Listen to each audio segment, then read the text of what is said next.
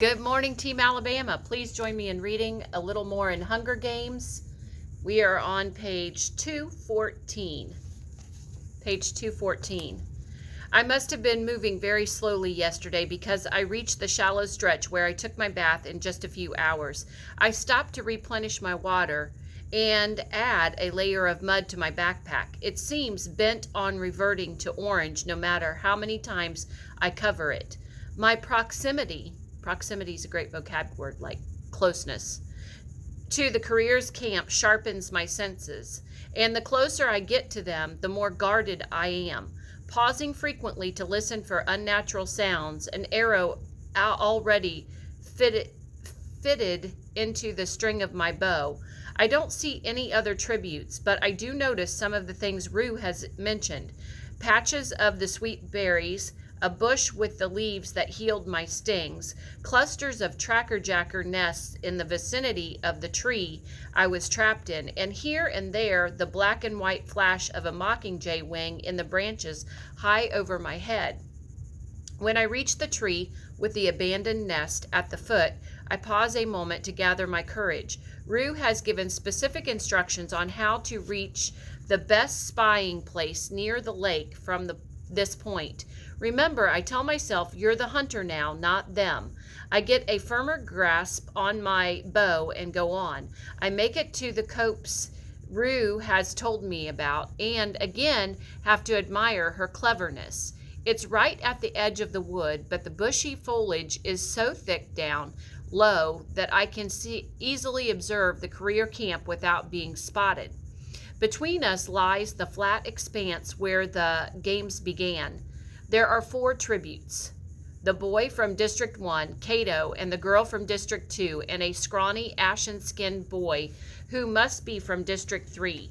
He made almost no impression on me at all during our time in the capital. I can remember almost nothing about him, not his costume, not his training score, not his interview. Even now, as he sits there fiddling with some kind of plastic box, he's easily ignored in the presence of his large and domineering companions. But he must be of some value, or they wouldn't have bothered to let him live. Still, seeing him only adds to my sense of unease over why the careers would possibly leave him as a guard and why they have allowed him to live at all. All 4 tributes seem to still be recovering from the trackerjacker attack, and even from here I can see the large swollen lumps on their bodies. They must not have had the sense to remove the stingers, or if they did, not known about the leaves that healed them. Apparently, whatever medicines they found in the cornucopia have been ineffective. The cornucopia sits in its original position, but its insides have been picked clean. Most of the supplies held in the crates, burlap sacks, plastic bins are piled neatly in a pyramid in what seems a questionable distance from the camp.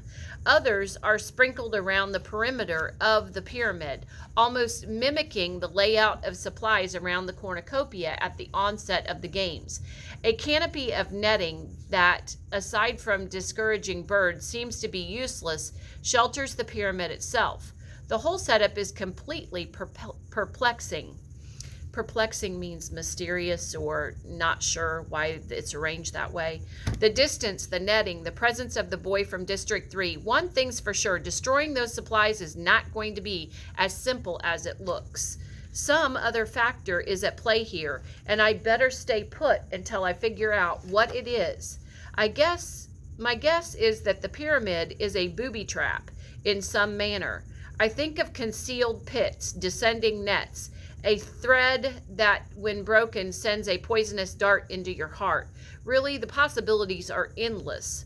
While I'm mulling over my options, I hear Cato shout out. He's pointing up to the woods, far beyond me, and without turning, I know that Rue must have set the first campfire. We'd made sure to gather enough green wood to make the smoke noticeable, and the careers begin to arm themselves at once. An argument breaks out. It's loud enough for me to hear, and that it concerns whether or not the boy from District 3 should stay or accompany them. He's coming. We need him in the woods, and his job's done here anyway. No one can touch those supplies, says Cato. What about Loverboy, says the boy from District 1. I keep telling you, forget about him. I know where I cut him. It's a miracle he hasn't bled to death yet. At any rate, he's in no shape to raid us, says Cato. So PETA is out there in the woods, wounded badly, but I am still in the dark on what motivated him to betray the careers. Come on, says Cato. He thrusts the spear into the hands of the boy from District 3, and they head off in the direction of the fire. The last thing I hear as they enter the woods is Cato saying, "When we find her, I kill her in my own way, and no one interferes." Somehow, I don't think he's talking about Rue. She didn't drop a nest of tracker jackers on him. I stay put for a half an hour or so trying to figure out what to do about the supplies. The one advantage that I have with the bow and arrow is distance. I could send a flaming arrow into the pyramid easily enough. I'm a good enough shot to get through those openings in the net, but there's no guarantee it would catch. More likely, it'd just burn itself out, and then what?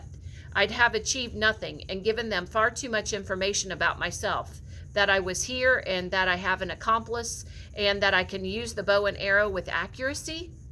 There's no alternative. I'm going to have to get in closer and see if I can discover what exactly protects the supplies. In fact, I'm just about to reveal myself when a movement catches my eye. Several hundred yards to my right, I see something emerge from the woods, and for a second I think it's Rue, but then I recognize Foxface. She's the one that we couldn't remember this morning, creeping out onto the plain. When she decides it's safe, she runs for the pyramid with quick, small steps. Just before she reaches the circle of the supplies that have been littered around the pyramid, she stops, searches the ground, and carefully places her feet on a spot.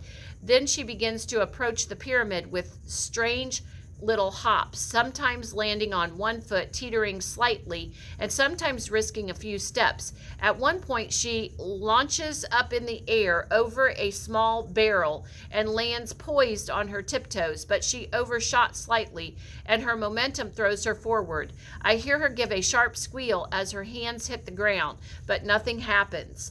In a moment, she's regained her feet and continues until she has reached the bulk of the supplies. So I'm right about the booby traps, but it's clearly more complex than I had imagined. I was right about the girl too. How wily is she to have discovered this path into the food and to be able to replicate it so neatly? Replicate means repeat. She's able to repeat the path to say in there to steal the supplies. She fills her pack, taking a few items from a variety of containers, crackers from a crate, a handful of apples from a burlap sack that hangs suspended from a rope off the side of him, but only a handful from each, not enough to tip off that the food is missing, not enough to cause suspicion. And then she's doing her odd little dance back out of the circle and scampering into the woods again, safe and sound. I realize I'm grinding my teeth in frustration. Foxface has confirmed that what I'd already guessed, but what sort of trap have they laid that requires such dexterity, meaning balance, to get there? Has so many trigger points? Why did she squeal so as her hands made contact with the earth? You'd have thought, and slowly it begins to dawn on me, you'd have thought the very ground was going to explode. So there's the clue. It's mind, I whisper. That explains everything. The career's willingness to leave their supplies, Foxface's reaction, the involvement of the boy from District 3 where they have the factories, where they make televisions and automobiles and explosives. But where did he get them? In the supplies? That's not the sort of weapon the game makers usually provide. Given that they like to see the tributes draw blood personally, I slip out of the bushes and cross to one of the round metal plates that lifted the tributes into the arena. The ground around it has been dug up and patted back down. The landmines were disabled after the 60 seconds we stood on the plates, but the boy from District 3 must have managed to reactivate them. I've never seen anyone in the games do that. I bet it came as a shock even to the game makers. Well, hooray for the boy from District 3 for putting one over on them. But what am I supposed to do now? Obviously, I can't go strolling into that mess without blowing myself sky high. As for sending in a burning arrow, that's more laughable than ever. The mines are set off by pressure. It doesn't have to be a lot either. One year, a girl dropped her token, a small wooden ball, while she was at her plate, and they literally had to scrape bits of her off the ground. My arm's pretty good. I might be able to chuck some rocks in there and set off what? Maybe one mine? That would start a chain reaction, or could it? Would the boy from District 3 have placed the mines in such a way that a single mine would not disturb the others, thereby protecting the supplies but ensuring the death of the invader? Even if I only blew up my one mine, I'd draw the careers back down on me for sure. And anyway, what am I thinking? There's that net, clearly strung to deflect any such attack. Besides, what I'd really need is to throw about 30 rocks in there at once, setting off a big chain reaction, demolishing the whole lot. I glance back up at the woods. The smoke from Rue's second fire is wafting toward the sky, meaning going up, wafting. By now, the careers have probably begun to suspect some sort of trick. Time is running out.